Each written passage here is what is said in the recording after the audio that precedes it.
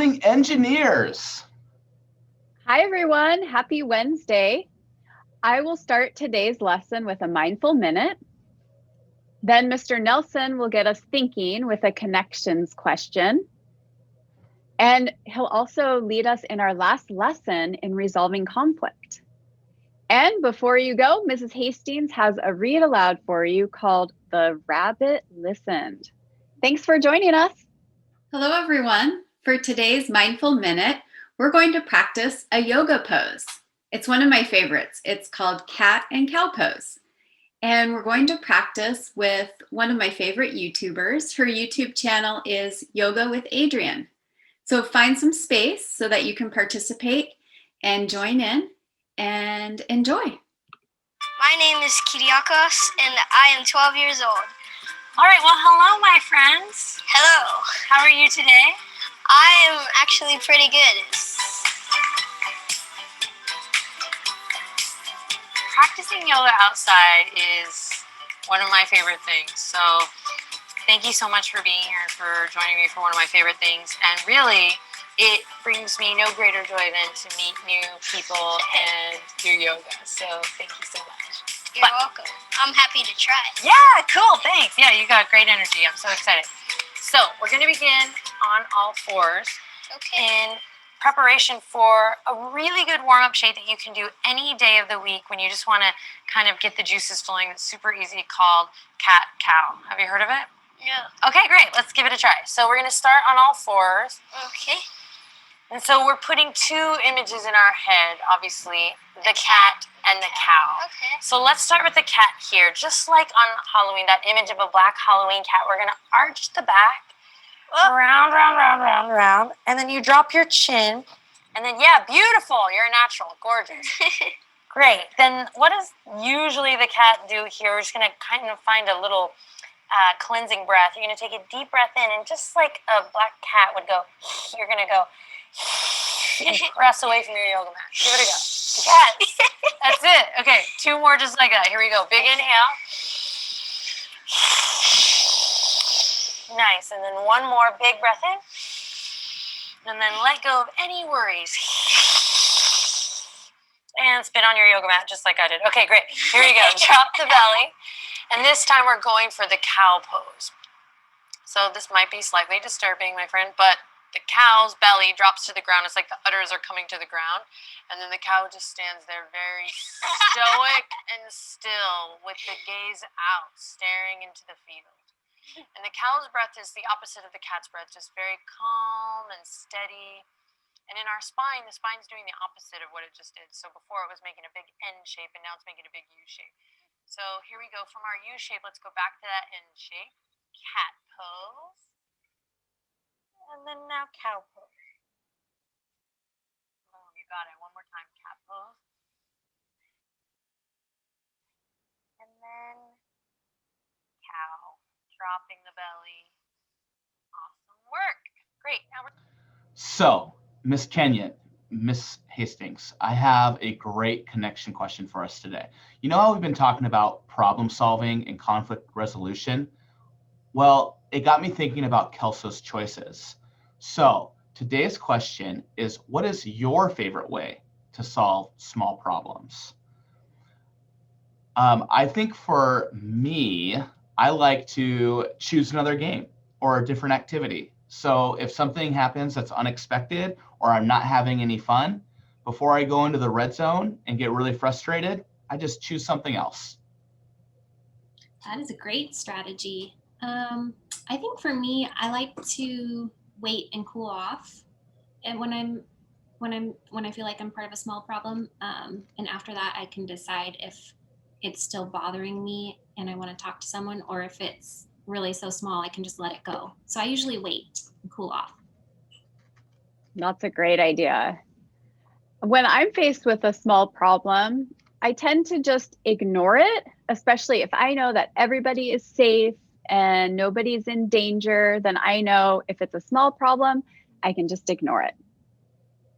Wow, we all chose a different strategy. That's awesome. What about you at home? What do you do to solve small problems? Hello, Elmonica engineers. Today, we're going to talk about the last 2 steps of our Step It Up. The goal for this lesson is to explore possible solutions together to a conflict or a problem. Today, you are going to learn about Owl's last 2 steps of approaching problem solving. Step it up. You guys remember this from last week? The S, stop, think, and cool off. The T, talk it out. Today, we are talking about the E and the P. For our stop, think, and cool off, you were able to take a break and regulate your emotions before you try resolving the conflict. Walking away, taking a moment, that way you don't lash out like angry, aggressive shark, or you don't curl up and hide like the silly turtle. How are you feeling? What is your level? Breathe. T was for talk it out. Engage in respectful dialogue and put both sides' stories out on the table. I feel blank. I would like blank. I feel hurt when you excluded me from that game. I would like to be invited next time. So the E and the P are the last steps of our problem-solving owl. E is evaluate. That means think about and grade the possible solutions. Come up with solutions that are satisfactory to everyone involved. That means it's good for all of us. P, pick a realistic solution. Pick the solution that is best for everyone and try it out. Let's step it up together. Here's the scenario. My good friends Jonah and Brittany are going to recess. They both want to play futsal. When they get outside, Jonah wants to go on the swings, but Brittany still wants to play futsal. What should they do? Let's start with the S step. How is Brittany feeling? How is Jonah feeling? Maybe we should check in with how they're feeling. How would you feel? Remember, the owl likes to be assertive and look for solutions. Let's take a deep breath together and go to our next slide. T, we have to talk it out using feeling statements. I'll go first. I'm Jonah. How are you feeling? I'm feeling mad because I don't want to play futsal anymore. I want to play on the swings. Hi, I'm Brittany. I feel confused because I thought we were playing futsal together. Then say what you would like to happen. What do they both want in this situation?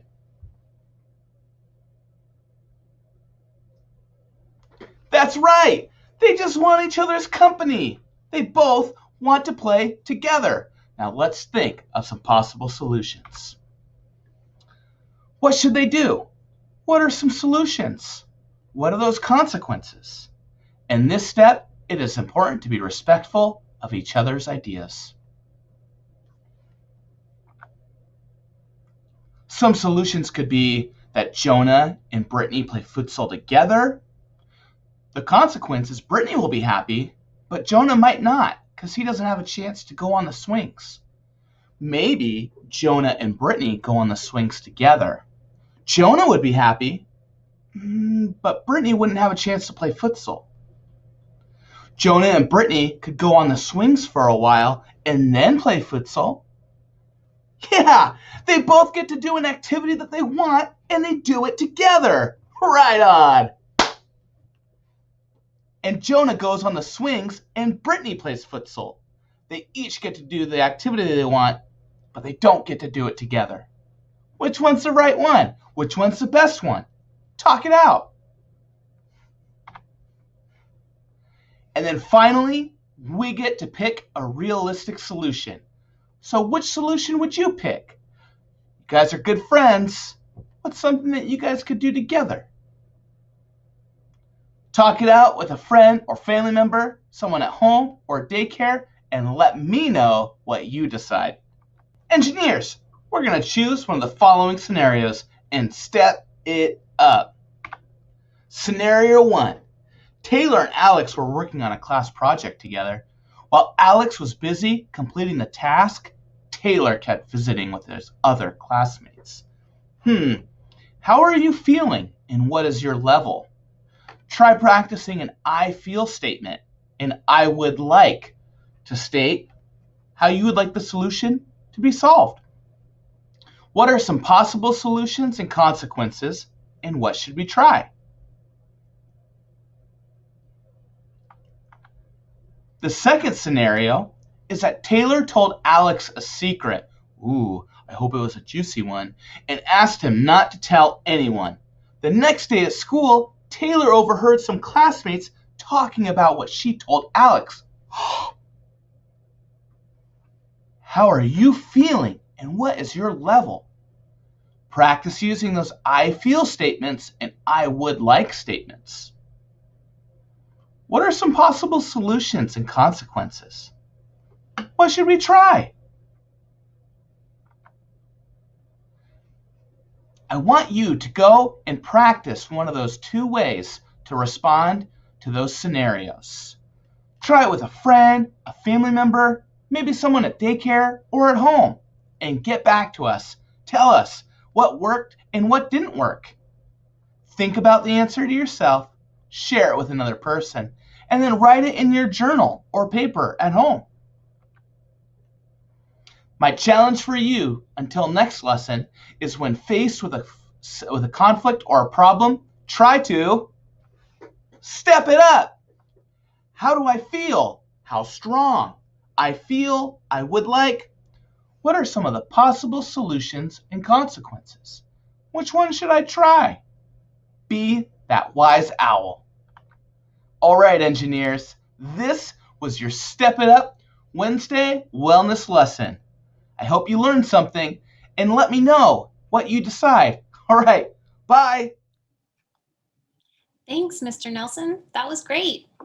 All right, it's time for our read aloud. I have a read aloud today called The Rabbit Listened. And in this story, Taylor, this is Taylor, has a problem.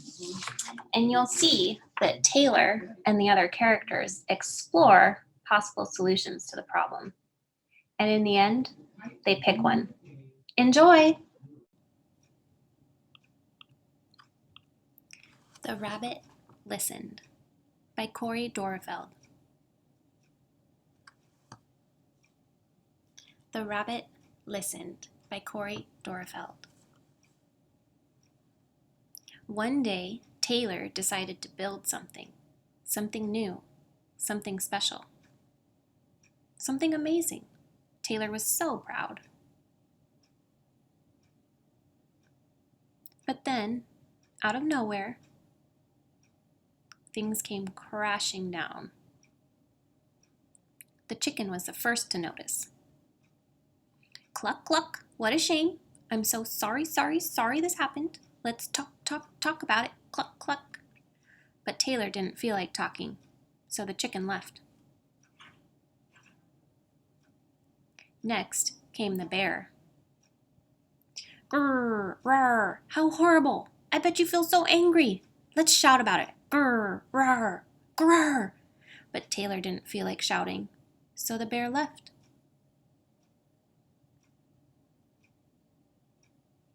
The elephant knew just what to do. Trump-a-da-da! I can fix this. We just need to remember exactly the way things were. But Taylor didn't feel like remembering, so the elephant also left. One by one they came. The hyena, hee hee, let's laugh about it. The ostrich, gulp, let's hide and pretend nothing happened. The kangaroo, tisk tisk, what a mess. Let's throw it all away. And the snake, shh, let's go knock down someone else's. But Taylor didn't feel like doing anything with anybody, so eventually they all left, until Taylor was alone. In the quiet, Taylor didn't even notice the rabbit, but it moved closer and closer, until Taylor could feel its warm body. Together, they sat in silence until Taylor said, "Please stay with me." The rabbit listened. The rabbit listened as Taylor talked. The rabbit listened as Taylor shouted. The rabbit listened as Taylor remembered and laughed. The rabbit listened to Taylor's plans to hide, to throw everything away, to ruin things for someone else. Through it all, the rabbit never left. And when the time was right, the rabbit listened to Taylor's plan to build again. "I can't wait," Taylor said. "It's going to be amazing."